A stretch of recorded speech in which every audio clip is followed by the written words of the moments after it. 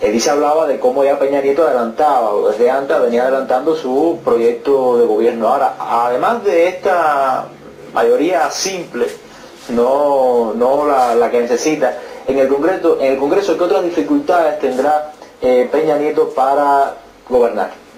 Sí, mira, un dato que la otra vez omití: entre las personas que están denunciando las irregularidades del voto, de la acción comicial, está una ONG que se llama Alianza Cívica, que monitoreó, es decir, que se dedica a monitorear la calidad de la democracia en México, y hizo una encuesta en 21 estados de México, y reveló eso que el 28,4% de los votos fueron comprados, y de ese 28,4%, el PRI estaba implicado en la compra de votos en un 71% y el PAN en un 17%.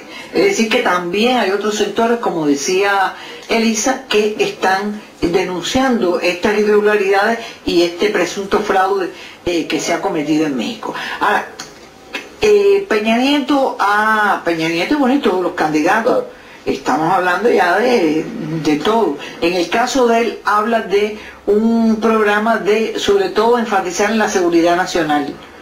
Por supuesto, en el México de hoy, la seguridad nacional es muy importante por todo esto que hemos visto en mesas anteriores, pero no puede haber seguridad nacional, seguridad dentro del país, sin sencillamente un desarrollo dentro del país. Porque hoy quien asuma el sillón presidencial en México tiene que enfrentar la crisis no de un partido, no de un solo modelo, sino la crisis del hegemonismo del neoliberalismo en ese país que fracasó.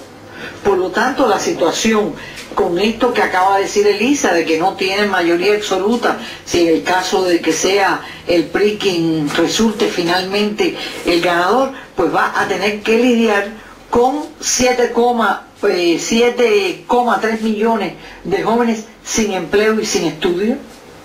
Jóvenes que hoy están precisamente, son los que más están como movimiento social luchando contra este fraude que se ha cometido, este presunto fraude que se ha cometido.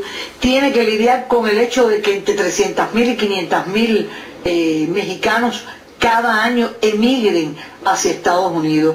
Tienen que lidiar con aquella información que se repite por parte de muchos observadores políticos, que en 12 de los 32 estados de la República Mexicana están controlados por el crimen organizado, ¿sí? por los carteles de la droga en ese lugar, que son los que dictan política en ese país, y es un valladar que es difícil, es un muro con que hay que luchar de frente. Pero según hay experiencia incluso de personas que han vivido, de hecho, que hay lugares en México donde uno llega y las autoridades dicen, bueno, de ahí para allá no podemos ser responsables de su seguridad. Eso deben ser estos 12 estados mexicanos donde además se dicta política, y se dicta política ahí, pero también se influye en la política nacional. Está el hecho de que México en los últimos 6 años no creció nada más que un 2% anual, donde de verdad los niveles de pobreza se sitúan al país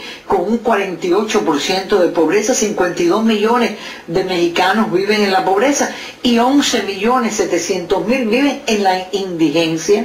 Estamos hablando precisamente de una guerra amparada en esa seguridad, en esa lucha por la seguridad, que es la lucha contra el narcotráfico y contra el crimen organizado, que lo que ha dejado es 60.000 víctimas, 60.000 muertos en el país, que no se ha resuelto nada todavía. Y el Telecán, que viene siendo la camisa de fuerza para resolver esos problemas. Ha destruido el campo. Hay que decir que el Telecán posibilitó que se importaran productos agrícolas en México de países cuyos gobiernos subsidian en más de 16 veces los subsidios que el gobierno mexicano le puede dar a sus agricultores. Por lo tanto, fueron barridos. El campo mexicano fue barrido. Y de ser un país autosuficiente, con una soberanía alimentaria, es un país dependiente de las importaciones. Es decir, que estamos hablando de una situación social que el que llegue a la presidencia, sea Peña Nieto o sea López Obrador o sea quien llegue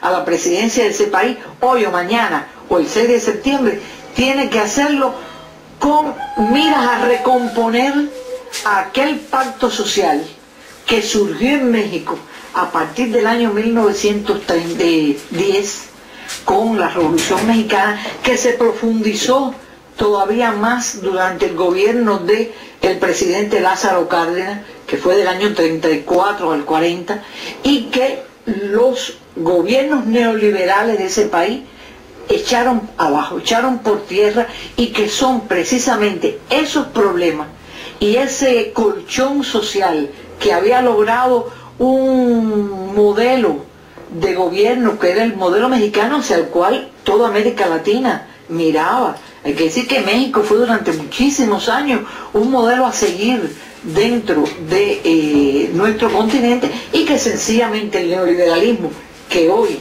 hizo crisis y ha fracasado en ese país, ha llevado a México a la situación en que hoy está de ingobernabilidad, porque hay que decirlo así, ingobernabilidad, y que el poder ha pasado a manos de o políticos muy corruptos o estos líderes, cabecillas del crimen organizado que tienen ese país utilizando a la pobreza como caldo de cultivo para desarrollar ese tráfico. No podemos olvidar, como último caso, que en México los corredores mexicanos sirven para trasladar cocaína. El 80% de la cocaína sudamericana pasa por los corredores mexicanos, con todo lo que eso implica de desgaste social, de poco valor a la vida humana en ese país. Y como dijo uno de los grandes de ese país, pobre México, tan lejos de Dios y tan cerca de Estados Unidos, que es otro factor importantísimo para explicar todo eso. Bueno, hemos llegado ya al final de la primera parte de nuestra mesa redonda. Muchas gracias